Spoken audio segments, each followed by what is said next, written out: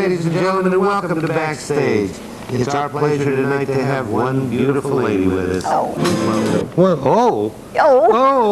Please welcome Miss Gloria DeHaven. Thank you so much. Thank you for asking me to do this. I think it's wonderful. One thing I want to add to this is that Miss DeHaven has already completed her show. It rained, and at least a third of the people stayed here. Oh, and she did a marvelous job. And you're going to see her next year, hopefully. Although, you know what? What? I booked you 2 other times, and you got big jobs. You got the movie. No, First of all, no. you got the win on in New York. It was a soap. Oh, I got Ryan's Hope. Did you? Yes, I got a soap opera, and I was on it 4.5 years. So I've been anxious to see you for a long time. It's wonderful. Really. And then wonderful. I saw you in Out to Sea. I love doing that. Was that a good show? Oh, it was so great because, of course, you know, those 2 men, Walter Matthau and Jack Lemmon, but I only had a very few scenes with Walter at the very beginning, but I worked with Jack mostly. He is the most extraordinary, most adorable, most giving actor I think I've ever worked with. I mean, he just he can't do enough, you know, for the person he's working with, and I loved it. And I thought it was a cute story. It was a great story. Yeah, and wonderful people. Donald, my darling Donald O'Connor.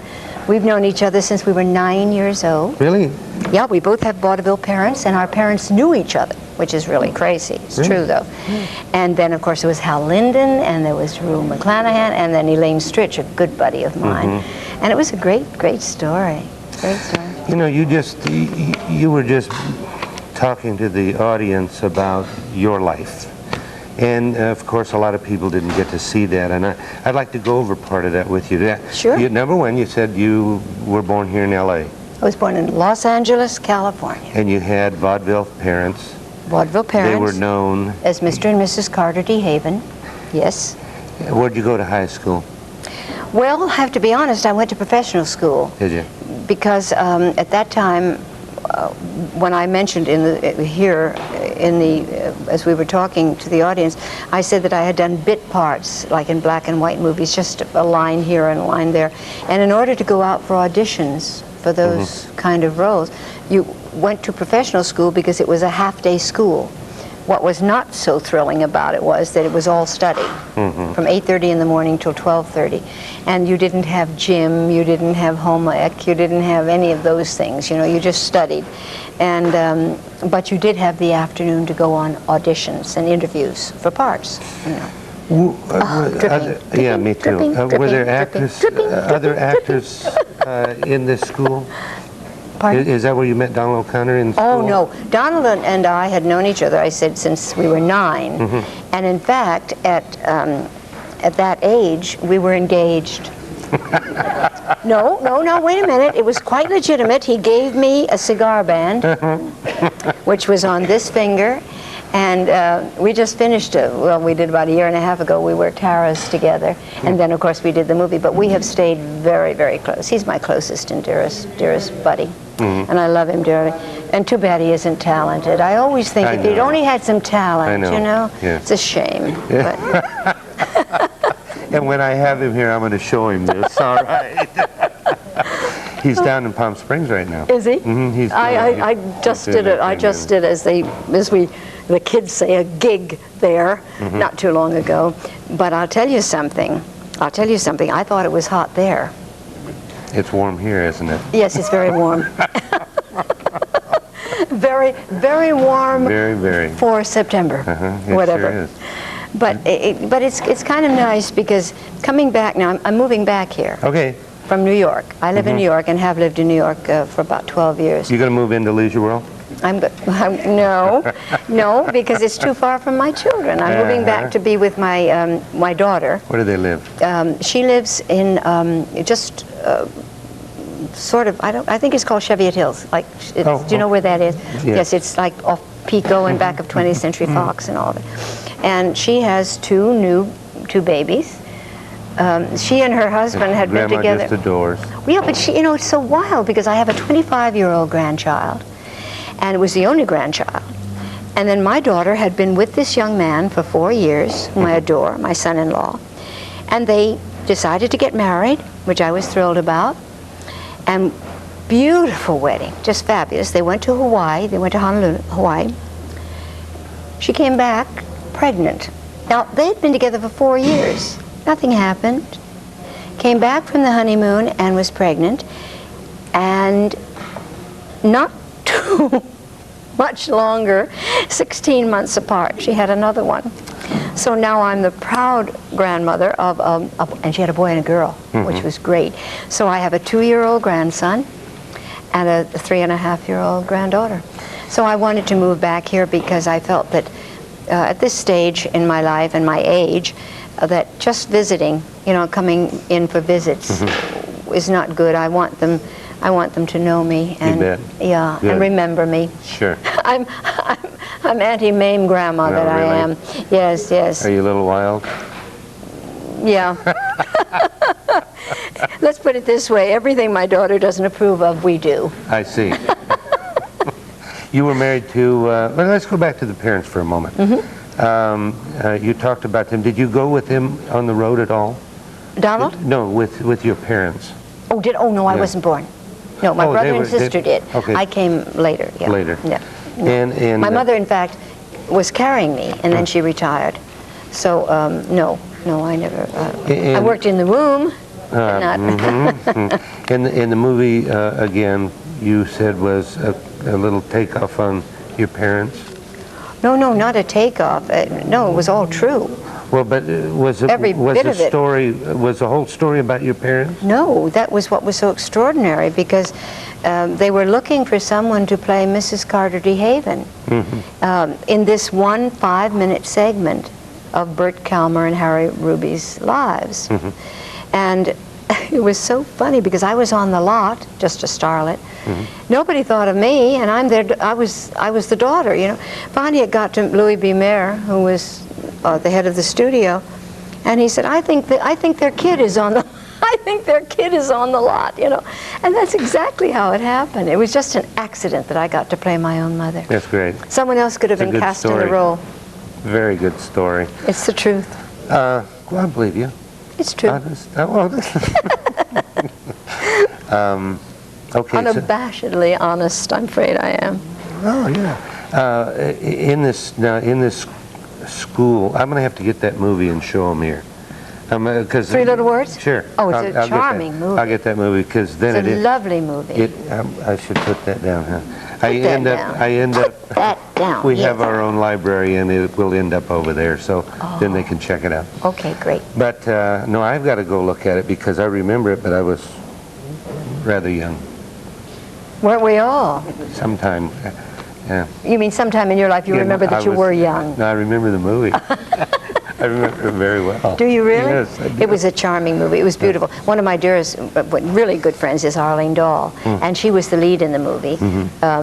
As I say, this segment was just a portion about Mr. and Mrs. Carter DeHaven, and they were looking for someone to play her, and there I was.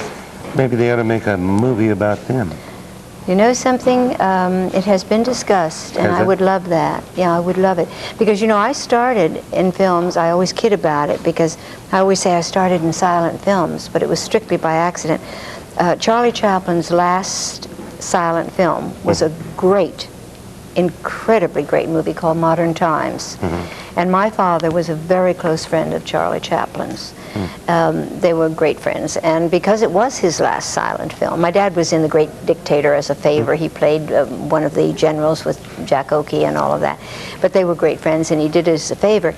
But when he did the last silent, he wanted my dad to assist and direct on it.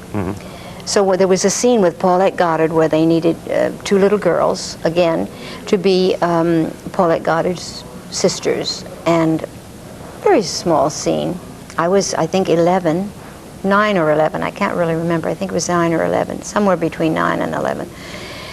And my dad, I was visiting that day on the set, watching, and Mr. Chaplin saw me with my girlfriend from school. We were visiting.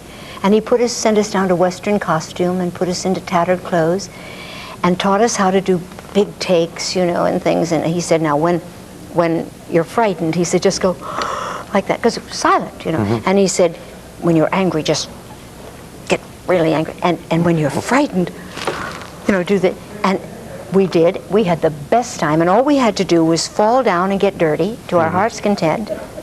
Just get as dirty as we wanted. We were in tattered clothes, and eat bananas. Now, I thought that was going to be nice, but to this day, I can't get a banana down my throat. We ate 172,000 bananas. It was a little banana heavy, but other than that, it was a great thrill. So I started in silent movies. That's good.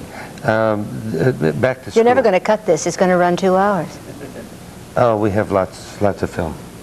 I said this is going to run 2 hours. It's great. They'll play it too. Believe me. In school now, were there other known actors in your school? Sure. Jackie Cooper and darling little actress named Cora Sue Collins, and then there was Jimmy Lydon, and there were lots. I can't think off the top of my head. Where was the school? Now. I'm curious. It was on Franklin Avenue, and I met a lady today who... Marquand School. Marquand, I didn't mention the name, I should have. Marquand. I went to Marquand, is correct. And you lived in the Somerset Arms? And I lived in the Somerset Arms, of course. And you used to go... Well, Ginger told me about the Somerset Arms. My theater, the Markel Theater. Oh my gosh. Markel Theater, 5 newsreels, 2 features, and cartoons that we previewed all the cartoons for Warner Brothers, and it was all for 20 cents. The correct price. That's what it should be. I remember running down to the corner. There was a little stand, if you remember, on Franklin Avenue where when we had a break, this gentleman was talking to me about school, and where we could go and get, you know, a candy bar on a break, because as I say, we didn't have a lunch period or anything. We had lunch after we finished school. And I would always there was a barrel with dill pickles in it, but the ones that aren't really dill, you know, they're just before they are, kind of just before they're dill, you know, which I adored. And we'd go get these great big pickles, and with a piece of wax paper around them, and like candy, we'd just treasure our dill pickles. Do you remember that place at all on the corner? Yeah. It was on the corner of Franklin, 1 block west of Carmen. Oh, it was great. It was great. But the nice thing, and Mrs. Brassiere. Now, would you believe that was the principal, Mrs. Brassiere? I called her. It was Mrs. Brassiere, but I said she was Mrs. Brassiere, and it was a great time in my life. But how long did you go there? I went all of my high school. Did you? Yep, all of my high school. I graduated at 17, and then, as I say on the show, then I went with Bob Crosby's band. In fact, I was still in school and had just graduated when our graduation night, I got the job with Bob Crosby, and then I went on with Jan Savitt, and then from that I went into the movies. But it was such a wonderful time. I can't tell you how the friends I still have now, like Jane Withers, and you know, the people that I see still, you know, all the time, have such great stories about that time, that period. It was very, very special. I guess they call the 40s and 50s the golden years, and they really were. They really were. Well, yes, I think so. Yes, because they don't seem to know how, unfortunately, with all the money out there to make musicals, they don't know how to do it. They can't. No one has made a musical. I mean, even Woody Allen tried it, you know, and Peter Bogdanovich tried it, and all of these different people, and they can't make a musical. They just can't. There was an art and a time where the Louis B. Mayers and the Darryl Zanucks and the Jack Warners could make movies that were musicals. It's gone, and we'll never see it again. That's why I encourage people. I would really like to say this to your audience: if you are inclined to give it all to a charity, it would be so great if you would give to the preservation of film. The films? Yes, because they are trying so desperately to preserve these films for my grandchildren, your grandchildren, great-grandchildren, which will never be seen again. And they're trying to really make a history that will be lasting forever, you know. I hope they hope they get them all before they dissolve, that's all. Well, they're doing very well. Now, many of Good. them went before, you know, before this. Martin Scorsese, who is so wonderful, is really one of the great pioneers as far as this, you know, started a lot of this. And then American Movie Classics, which is an incredible station. Yes, it is. Oh, they're wonderful. They're just wonderful. But it is a joy to watch the black and white. I happen to be a big fan of black and white films. I love black and white I movies. saw your husband the other night on a black and white with... John? Yes, Yes. Mr. Payne. Yes. She was married to John Payne, Yes. just in case you didn't Yes, know. I have 2 children, yes, and that was in a time when he did, what did you see, The Razor's Edge? No, I saw he was with... Or a musical? He was with Alice Faye. Oh, musicals, of course. Yes. Either Hello Frisco or one of the, or Dolly Sisters, or Tin Pan Alley. Tin It was Pan Tin Alley. Pan Alley, you're right. Dolly Sisters, You're he right. did a lot of those, Yes. yes. But he was, as he was there later, he got to do some dramatic things. And Your he son did go by Payne? By the name of Payne? Tommy, my eldest Yes. son, yes, he does. He does. Thomas John Paine. Which, by the way, John was a descendant of Thomas Paine. Really? The family. Simply that as the line went on, as many in history it happens, the I was changed to a Y. Oh. But he's John Paine was a descendant of Thomas Paine, and that's my son's name, Thomas John Paine. Oh, interesting. So you live in New York. You're going to be moving out here shortly. October 1. Oh, really? That Yes, quick? very soon. That quick? Yes. And you're ready, aren't you? Yes. I could tell. Yes. I could tell. Not that I don't, I must confess, I've been 12 years, I've been this time almost 14 years in New York and coming back and forth, but I mean, I do love New York. It's a great city. I love theater. But you And- have 2 little but- reasons to come out Yes, here. 2 very big reasons Yeah, to come you out bet. here. Yes, my I don't grandchildren. blame you at all. Yes. And my daughter, whom I don't dislike. I adore her. I would hope not. I And would she's hope a not. beauty. All She's of your gorgeous. children out here? No, I have one son, Thomas. Tommy is in San Francisco. Faith, my the daughter of the 2 babies, is out here. And then I have a daughter, my eldest daughter, Kathleen Clancy, her nickname is. She's in Virginia. And then my youngest son is in New York. And he's in the process of making his first film. Directing and producing his first film, and his name is Harry DeHaven, and I want you to go see it because it's going to come out next year, middle to the end of next year, and it's a really interesting, What's the name of it? story. I don't know if I should tell you. It's all right to tell you? I don't know. If my son would kill me, I don't know yet, Well, because they're in dealings right now. Maybe I better not. Okay. But it's a very, very interesting. It has so many twists in it. It's hard to tell you. Oh gosh, it's wonderful. It's Is it a mystery? oh yeah, Oh. yeah. But it has, you think it's over and it isn't, one of those, and then you think it's over again and it isn't, which I love that, and it's very good. And he wrote it, and but he's not. He's just directing and producing. And he goes by DeHaven. He goes by Harry DeHaven. Yes, That's interesting. yes, yes. He wanted to keep the name going, and I'm very pleased good. with that. Yeah, That's good. That's very good. So what have you got on the Agenda? On the book? On your agenda? Well, for the next, I'd say 3 months, unpacking. Yes. I really can't do anything but that. There are going to be so many boxes and so much stuff Yes. that is going to enter the apartment that I'm going to probably go mad for the next 3 or 4 months, and then I'll start back to work again. But I'm taking some time off. Any more just to get- movies you see out here? Oh yeah. Good. Oh yeah. Good. No, there are Think there people may be a talking to me, which I'm very thrilled about. Sequel to this? No. And I think Jack and Walter better stop these sequels too. And I told them so. I did. I told them both. I said enough already. I told them pretty soon there'll be the frosty old men. That's right. Instead of the grumpy old men. But no, they're both so wonderful that they must start now to do their individual, where they can do something that's their own. But they're relating to all these people. But they love each other. Yeah. They love to work together, so it's hard. It'll probably go on forever. And you can't tell us about the project you have in mind?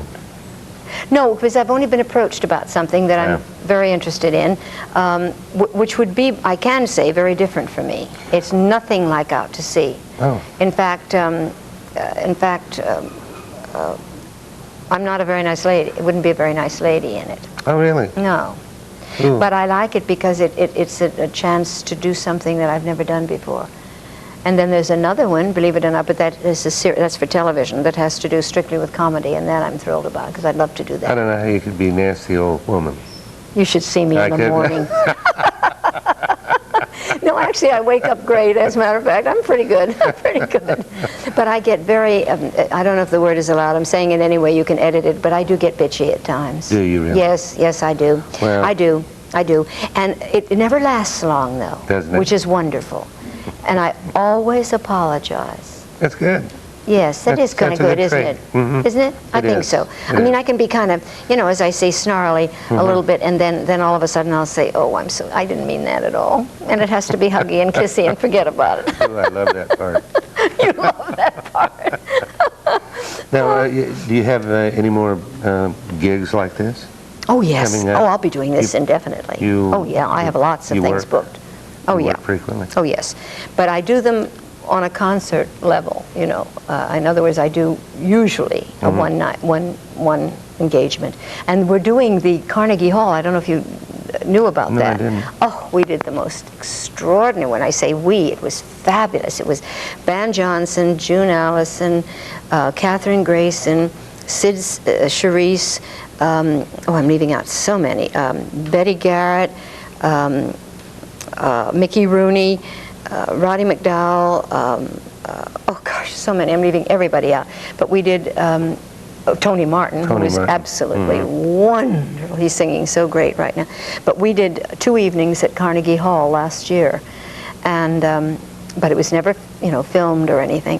And now they're going to film it, and it's going to be on television. They're going to redo it and add even more people, but it was an extraordinary experience. I had never been on the stage at Carnegie Hall, and neither had Mickey Rooney and several of the other people.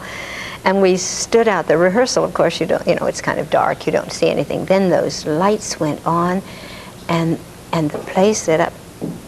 And I'll never forget. In fact, they wrote it up, so I can say this, but it was absolutely genuine. I walked out, and I was supposed to sing, and I was absolutely shaking. It was so incredible. And I walked out and I said to the audience, I am so thrilled, or something to that effect, or such a joy, I don't remember the exact words, to be here, that I don't know whether to sing or throw up. And they wrote it, and then I finally got myself together and I said, I think I'll sing. I sang. But it was that stirring, And I didn't know which was going to happen. Big, isn't it? Yes. Well, this has been a joy, I must say. Thank you. It's been a pleasure. What a good storyteller you are. Oh, aren't you nice? Thank you. This has been great fun. Great fun. I've loved it. Thank you. And I know you got to go home. I do. We're gonna bid the folks goodbye. Oh, thank you for being here, and thank you for watching, and thank you for those who stayed to in the rain and all of that. It was so kind of you, because you were a great audience. You made up for all the others. I felt very sorry though that they were rained out, because I wanted to perform for all of them. Okay, I just wanted to say to you before all of this wonderful evening ended, that there were people talking to me and bringing up such wonderful, from the audience, but they were outside here and they weren't mic'd, so therefore you didn't hear the things they were saying, and I was answering them, but they were bringing up such wonderful things of my past and of my childhood and everything, and I want to thank them so much for the memories. It was wonderful. It was good. It was real good seeing you. Well, we'll just have to have you back, won't we? I'd love it. Okay. I'd love it. Promise? That's a deal.